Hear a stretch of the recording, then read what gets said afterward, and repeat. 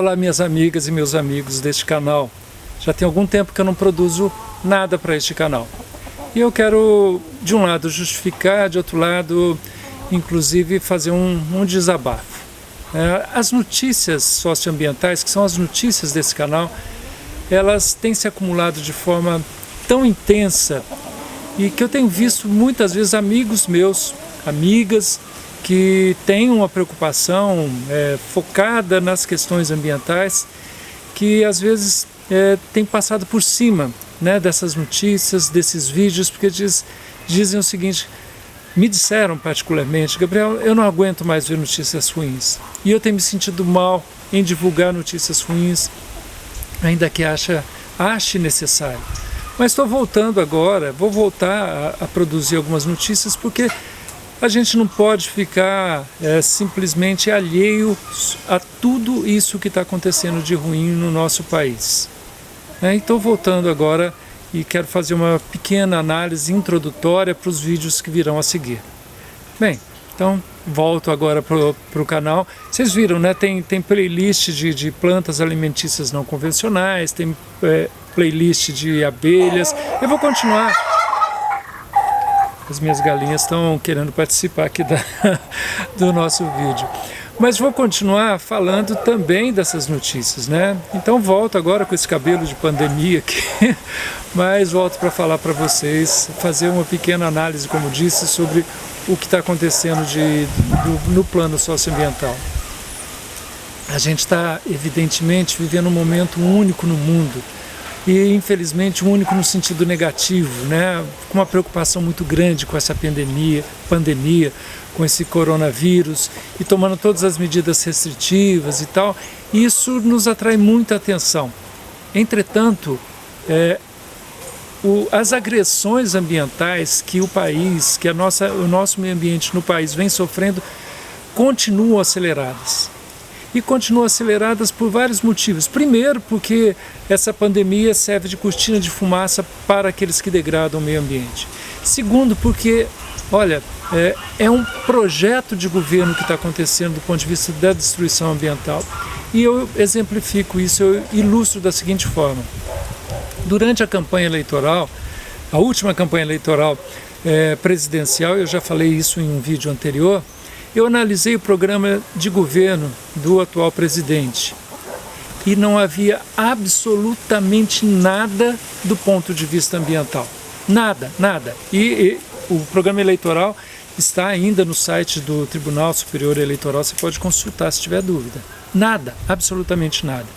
O que havia do ponto de vista ambiental eram as suas falas, os seus discursos, e os seus discursos eram assim: não haverá 1 centímetro a mais de demarcação de terras indígenas. E isso é importante do ponto de vista, né, dos indígenas, que têm seus direitos constitucionais, inclusive, e ambiental, importante também do ponto de vista ambiental, porque os maiores fragmentos não, as maiores extensões de floresta, por exemplo, no bioma amazônico, preservadas, é o local onde a gente tem território indígena. E ele dizia isso.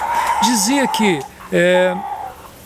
a floresta amazônica precisava ser explorada, falando de nióbio, falando de vários minerais, e incentivando o processo de mineração, que é um processo que degrada muito o ambiente, especialmente quando não fiscalizado.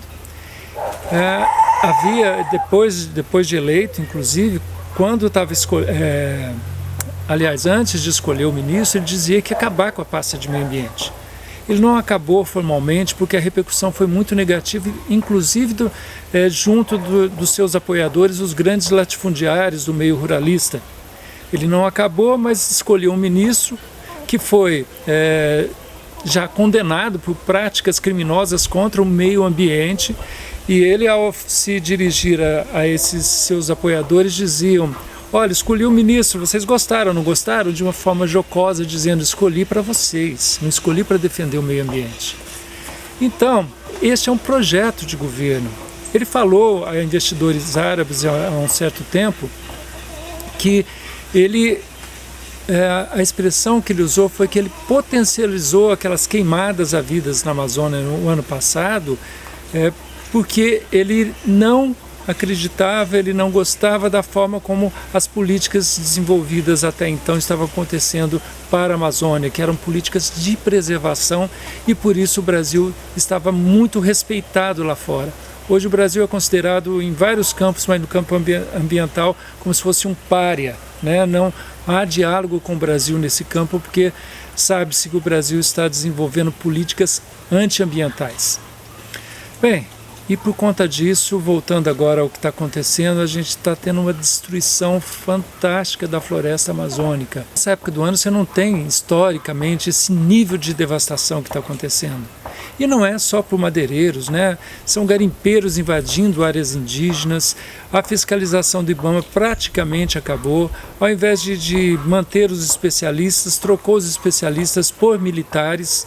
Nada contra militares, mas ele colocou por ser militares e não por serem especialistas em preservação ambiental, em salvaguardar as questões ambientais. Aliás, um diretor do IBAMA responsável por isso, que era militar, tomou uma atitude correta, uma atitude pautada em decreto já antigo, existente, que ao detectar atividade de mineração de grande porte em territórios indígenas, ele simplesmente apreendeu o material todo, né, de mineração e colocou fogo, porque às vezes você tem que colocar fogo, que é difícil você tirar esses equipamentos da floresta.